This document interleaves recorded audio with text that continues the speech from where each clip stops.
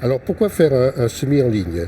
Tout simplement, lorsque l'on envisage une production pour la commercialiser, on doit passer à des petits équipements qui permettent de faire que le travail est moins fatigant et de faire en sorte que l'entretien des cultures est plus facile. Et ça permet aussi d'augmenter le rendement.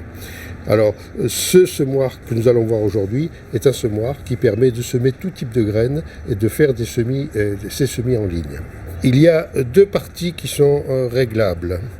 Il y a cette partie-là qui permet de tracer la ligne d'à côté, parce qu'on va avancer en semant une ligne, et ce marqueur va faire une trace qui permet de revenir de l'autre côté en redescendant, et quand on arrive au bout, eh bien, on le change de côté quand on tourne, de façon à toujours avoir une marque sur la ligne que l'on va faire à côté.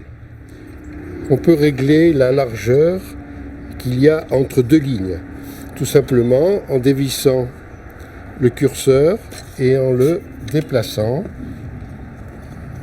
pour avoir des lignes qui sont plus larges ou des entrelignes qui sont plus étroites, suivant les cultures que l'on veut faire.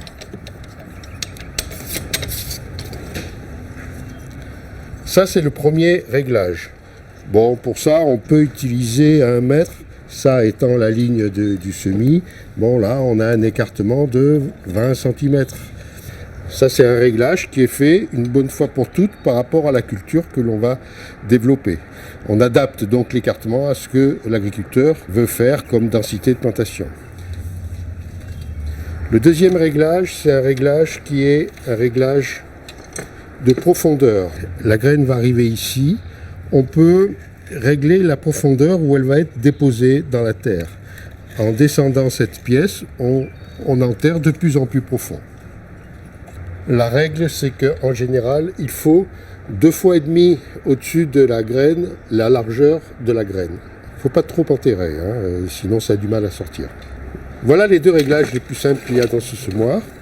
Et ensuite, eh bien, on adapte ici le disque à la culture que l'on veut faire. Donc pour enlever un disque, c'est très simple. On le tourne manuellement pour mettre en face des encoches qu'il y a ici. On a tout un jeu de disques qui est fonction de la culture que l'on veut faire. Si l'on veut faire par exemple du maïs, eh bien on prend ce disque et puis on l'introduit à l'intérieur et on fait tourner la roue pour le coincer. Et voilà, là il est prêt à être utilisé. Ensuite on met les graines ici. Chaque graine va monter dans l'encoche et chaque fois qu'elle va arriver en face du trou, hop, elle va descendre et va être enterrée, quoi. Alors si l'on veut utiliser moins de semences, on peut boucher un trou sur deux avec un papier collant, ce qui fait qu'on utilise moins de semences si on veut qu'il y ait plus d'écartement. C'est aussi un réglage supplémentaire que l'on peut rajouter, que l'on peut bricoler soi-même. Voilà l'utilisation de ce semoir pour faire des semis en ligne.